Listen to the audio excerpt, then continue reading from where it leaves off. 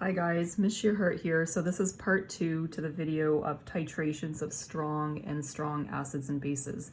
So we're continuing on with our question where we had our sodium hydroxide and our hydrochloric acid, and in part C they're asking us for the pH at the equivalence point. Okay, so remember that since we're dealing with a strong and strong, we know that our salt is going to be a neutral salt. So since it's a neutral salt, it has a pH of 7, and we have water, which also has a pH of 7, the answer to this question is that the pH at equivalence is 7. But if we want to just see how we can show that stoichiometrically, we can show that the number of moles of NaOH that's left at this point, just like we did before, is equal to what we had minus what is going to be used at this point. Okay, so what we had originally was 0.00600 moles. We calculated that in part A, that's how much we had.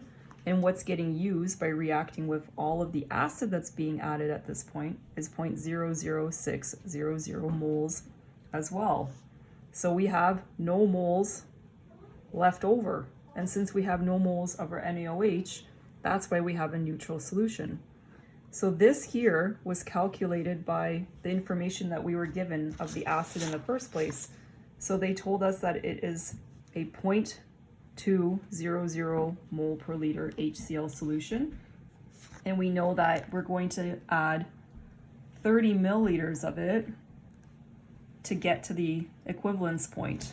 So our concentration times our volume gives us the number of moles of HCl that we added at equivalence. And that's the same number of moles of NaOH that's being used up at equivalence, again, because they're reacting in a 1-to-1 mole ratio. So we have no moles of NaOH left over. It's pH of 7 at equivalence. Okay, for part D, now they're asking us to calculate the pH when 40.00 milliliters of HCl has been added. So at this point, we've added extra. Okay, so how much extra have we added? We've added our 40 milliliters, but we only needed 30 to get to equivalence. So we added an extra 10 milliliters of the acid. So this is called beyond equivalence because we already reached the equivalence point where they reacted in a 1-to-1 mole ratio at 30 milliliters to 30 milliliters. So we're 10 milliliters beyond equivalence. So now we have extra acid. So the number of moles of HCl that we have that's extra, that's not reacting with anything, is the 10 milliliters times our concentration of 0.2. So we have 0.00200 moles extra HCl. All the NaOH is gone, it's already fully reacted. We have extra acid.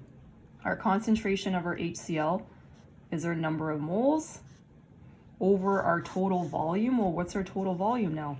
Our 30 milliliters of our base and our 40 milliliters of our acid that we've added.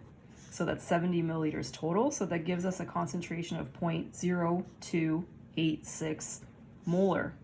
And since this is a strong acid, we can just directly plug in our concentration of hydronium is the exact same thing because it's 100% dissociation. So that means we can plug that into the pH equation directly. No ice table needed. Plugging it in, we get a pH of 1.544. And then we stop and think, okay, does that make sense? Well, I have strong acid left over, so a very low pH, that makes sense. Great, see you next time for part 3 of the titration videos.